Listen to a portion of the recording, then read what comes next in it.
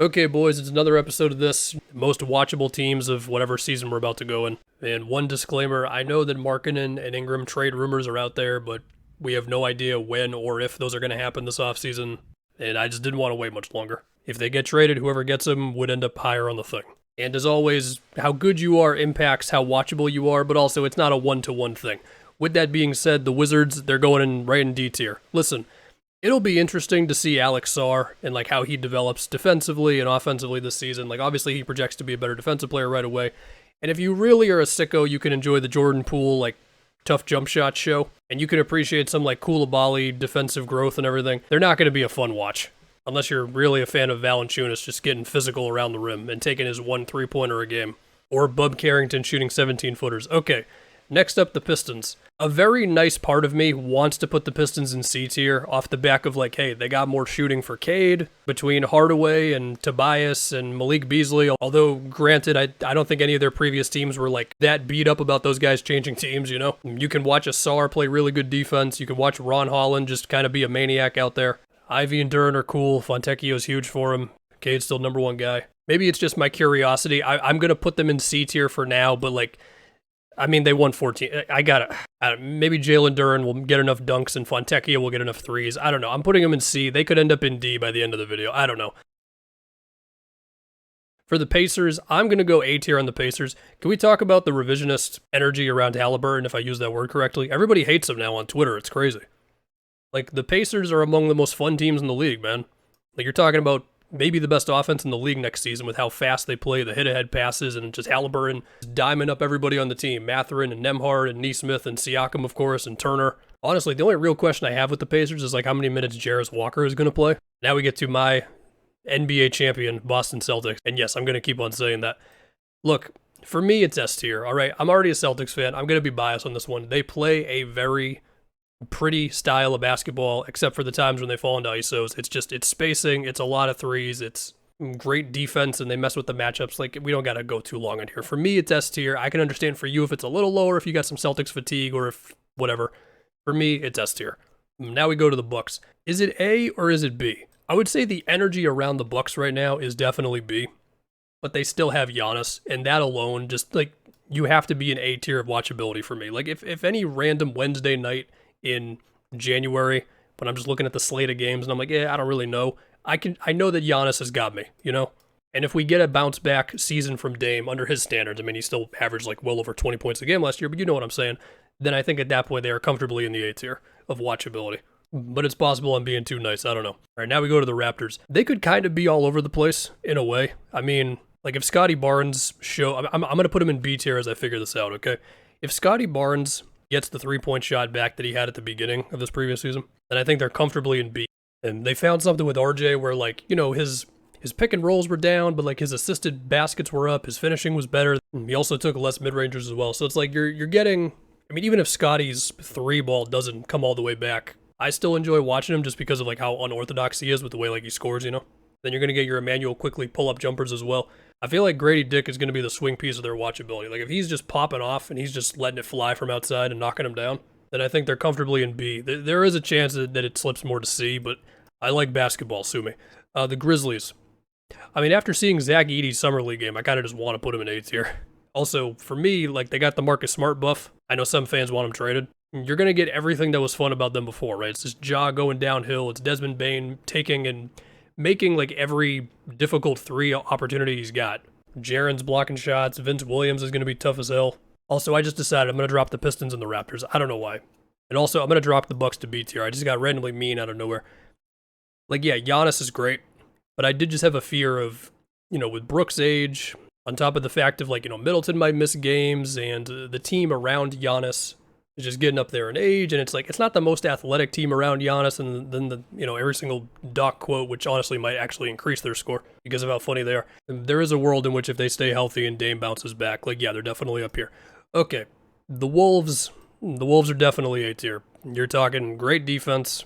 I mean, some of this is dependent on if you enjoy watching Rudy Gobert stand in front of the basket. You got Ant going off. You got Conley just being a fundamentally sound point guard, and it's defense, man. That's the biggest thing. Now they got Dillingham there too. I mean, you know he's gonna have some random games where he pops off. You never totally know what you're going to get from Cat night to night, which I actually think that adds to the whole thing, to be honest with you. T-Wolves are a good time. The Spurs, for the second year in a row, my excitement for the Spurs is at S tier. Now, last year, it ended up being ridiculous because the hype for Wemby was quickly trounced by he's playing power forward and they got Sohan at point guard. Now, of course, they moved away from those things, okay?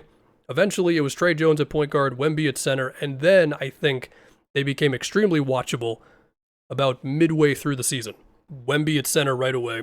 Chris Paul. Liked how Stephon Castle looked in that first Summer League game. His handle looked good. He looked comfortable coming around screens. He was a little gun-shy on a couple of threes, and then he got more willing to take them, and he made a couple of tough ones in the game. Devin Vassell is going to be good. I think Harrison Barnes for them should be fine. I mean, just getting vets in the door is good, even if this previous year, he dropped off a little bit. By the end of the season, Wemby could be a consensus top 10 guy already. Here's the thing with Philly. It's all about the health, right? If you tell me that Joel Embiid is going to go through another stretch where he's just out of games, then it's down here. And that's even with Maxey and Paul George. Now, of course, PG's health also matters here as well, right? If you promise me everybody's healthy, it's S or it's A.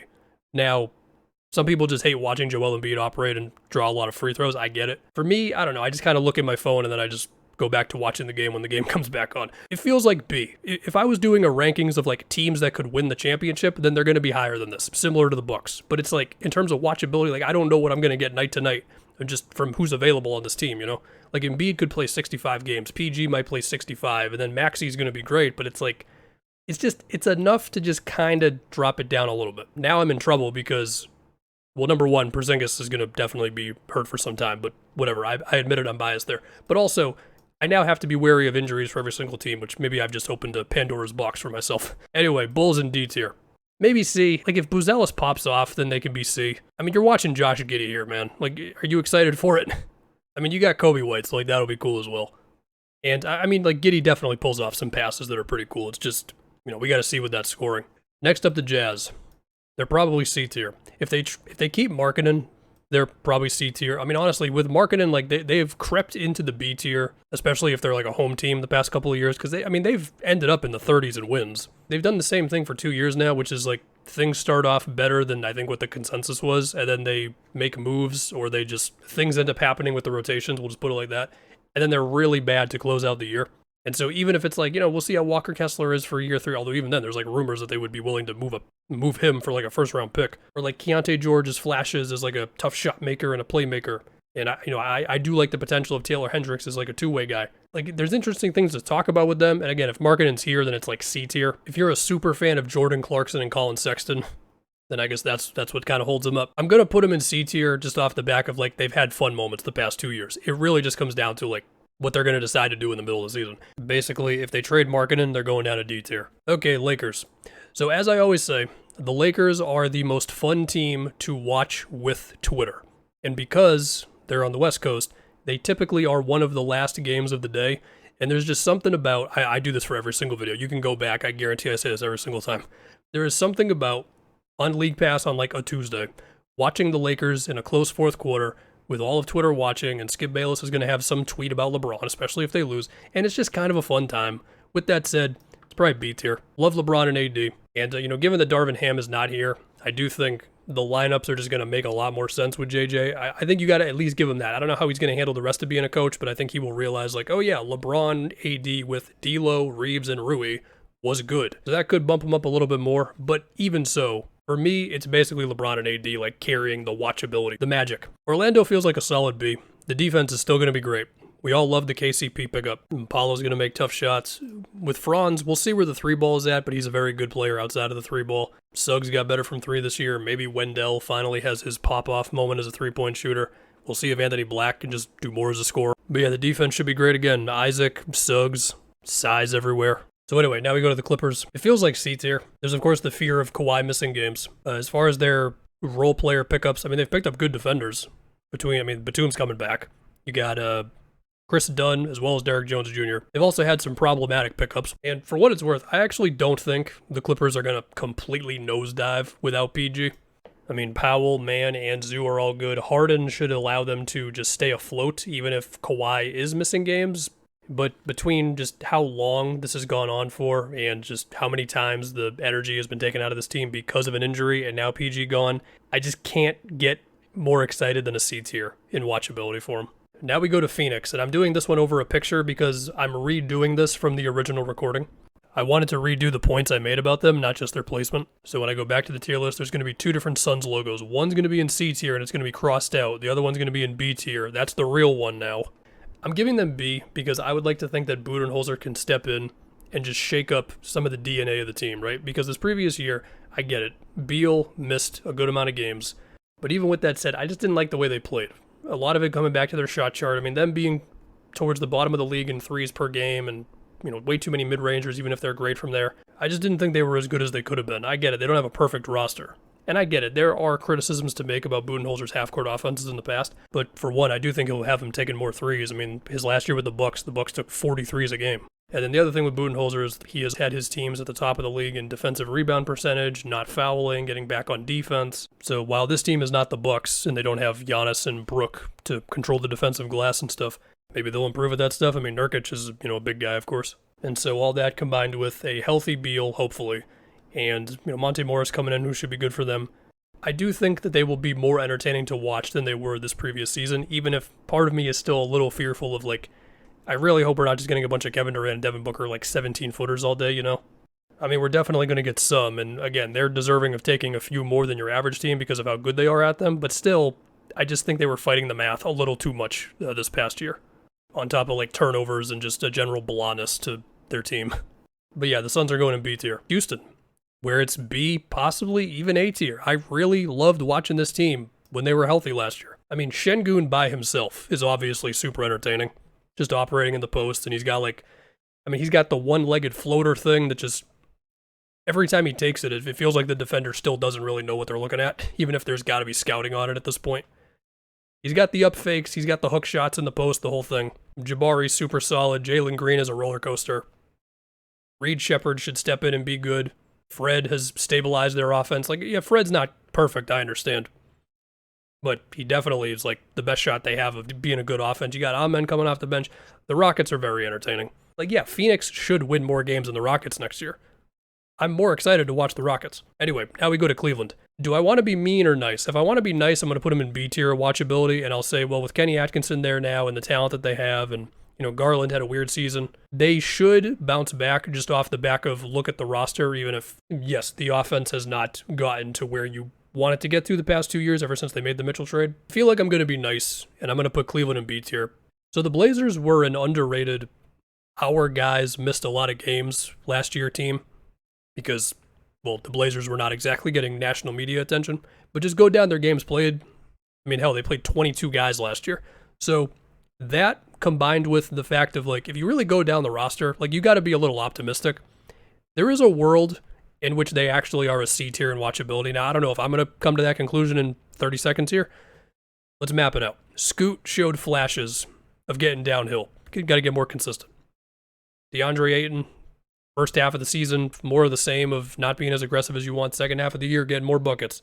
They've got Denny now, who's one of the NBA nerds' favorite players. Could help him defensively. Toumani Camara plays like a madman. Shaedon Sharp only played 30 games last year. He can get buckets. Of course, you have Simons, and the only discussion I really see about Simons nowadays is if the Blazers will trade him. But as far as pull-up shooters go, dude's really good. And then you got Donovan Clingan walking in, and for some people, if you enjoy watching a good rim protector stand in front of the rim, it's got a little bit of a viewership buff. I don't know how to explain it. There's a world in which they're a C tier in watchability. I don't think I have the guts to put them there, so we're going to go in D. No, you know what? I'm feeling nice. There you go. Wizards, Pistons, Bulls, I apologize. Okay, now we go to my arch nemesis, Miami Heat. I mean, a healthy playoff Miami Heat are definitely S or A tier. Well, for everybody else, if they're playing my team, then it's I'm not having a good time. However, regular season Miami is C tier in watchability. I mean, you're talking, Jimmy is conserving energy. Now, it does feel like they also run into injury, bad luck, pretty much every season. You get another season of Jaime Jaquez. If Rozier and Hero are healthy for the whole year, then I mean, that'll be a roller coaster, but they're going to make tough shots, which bumps them up a little bit. Of course, just if anything, you can just appreciate Bam all the time. Just watch Bam on defense, and that alone can bump them up one spot, Now we go to Atlanta.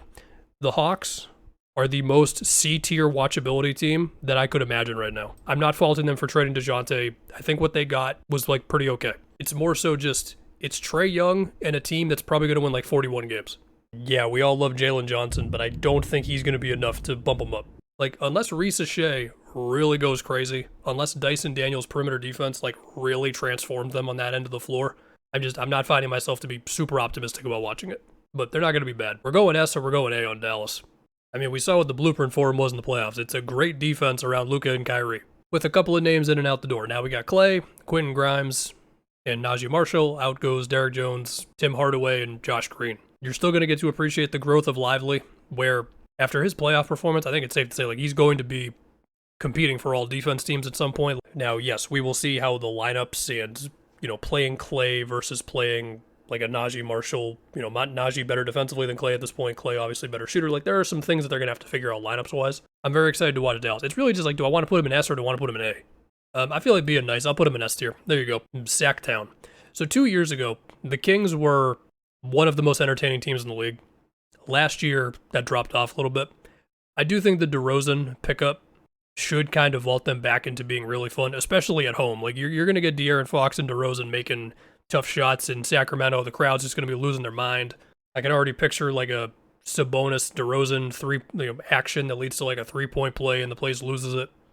Like, look, obviously the Western Conference is going to be crazy competitive. I'm not confidently saying here where the Kings are going to end up in the standings. They're certainly going to be good, but they're definitely going to be very fun. The Knicks, it's S tier. I cannot wait to watch this team. Now, they did lose iHeart, and losing him takes a little bit of the heart and soul that we saw in the playoffs. It doesn't take it all out, though. I mean, you're gonna get Brunson going crazy, and Mikal Bridges, OG, DiVincenzo, Josh Hart.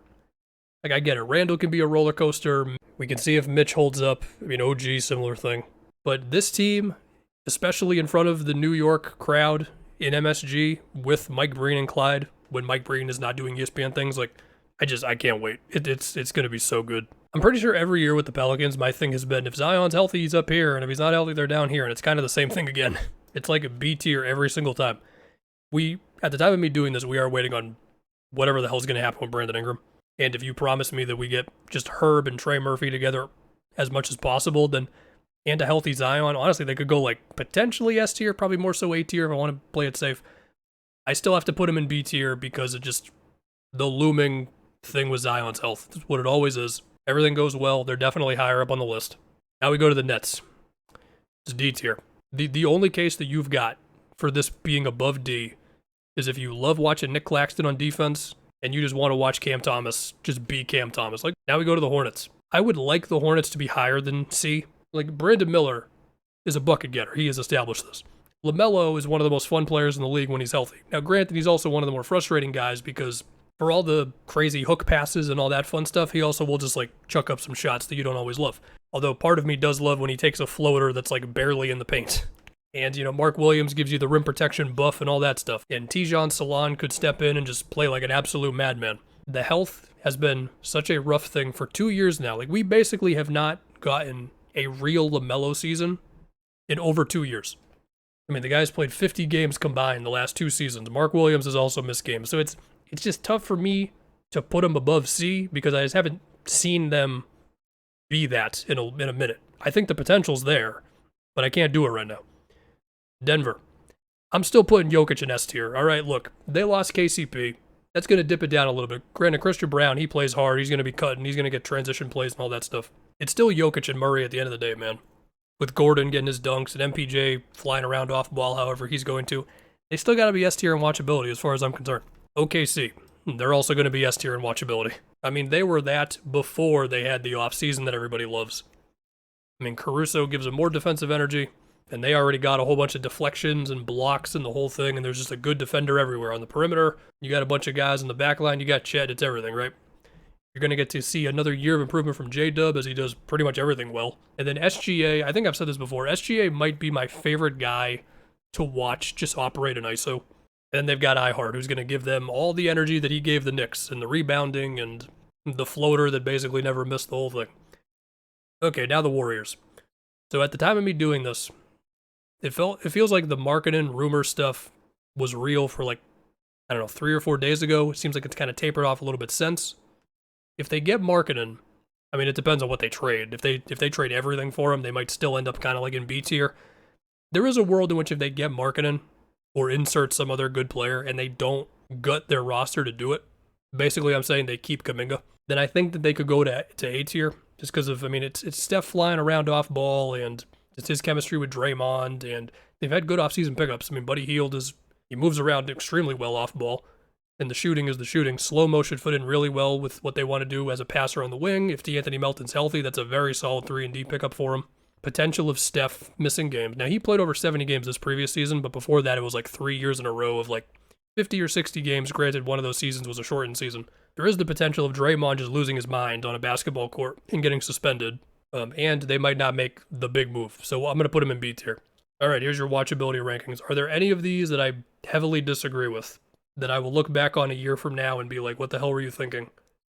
Is it disrespectful to have the Wolves in A, and then I have the Thunder, Nuggets, and Mavs all in S? You know what? I think it is. Wolves, you are going up to S tier. I would like to reiterate that this is the Jazz placement is completely dependent on marketing. If they keep them, they're C. And I also think I'm coming back around. I'm putting the Blazers in D tier. I don't know what to do with them. I'm talking myself in and out of both of these, but they're going back to D.